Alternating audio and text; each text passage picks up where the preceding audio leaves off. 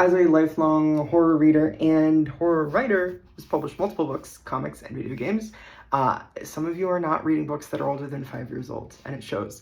I'm here to fix that for you today with this series of recommendations. All right, first on the list, we have The Nightwalker by Thomas Tessier, about a man who may or may not be a werewolf, who may or may not be killing people. Really incredible stuff written in the late 70s. Next, we have The Silence of the Lambs. Obviously, this is a very popular movie, but the book is incredible, written by Thomas Harris. It is a veritable classic. It is absolutely a horror book. I don't understand why people keep calling this a thriller. It's thrilling, it's pacey, but it's a horror book. Highly recommend. Next, we have Algernon Blackwood. This is just a collection of stories called Ancient Sorceries that I've had on my shelf for quite a while. The earliest stories in here were published in like 1907, 1905. If you are an H.P. Lovecraft hater and skeptic like I am, check out Algernon Blackwood.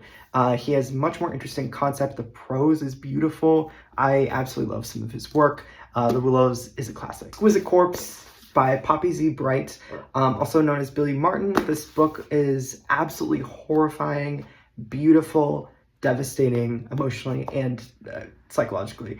It is not for the weak of heart. If you are into extreme horror, if you are into gore and body horror, this is for you. This is a classic you should be checking out.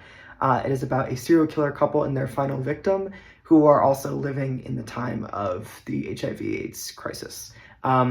It is so incredibly disturbing, but beautiful. It's one of my favorites. If you love Hellraiser the movie, why have you not read The Hellbound Heart by Clive Barker? This is the ultimate classic. So many of Barker's books can be on this list for me, but The Hellbound Heart is really a beautiful distillation of what he does best in terms of mixing cosmic horror, body horror, and ultimately incredible queer fiction. Frankenstein in Baghdad is an astonishing book, leaning a little bit closer to literary than straight-ahead horror, but highly recommended by Ahmed Sawadi. It covers a man named Hamdi who is scavenging for body parts in Baghdad after the US invasion. This one came out a little bit more recently. The translation in English came out in 2018, but it was written in 2013, so I'm including it on this list. Then we have two honorable mentions, early entries into the catalogs of two authors that I really, really love and adore to this day, who are still putting out incredible work to this day.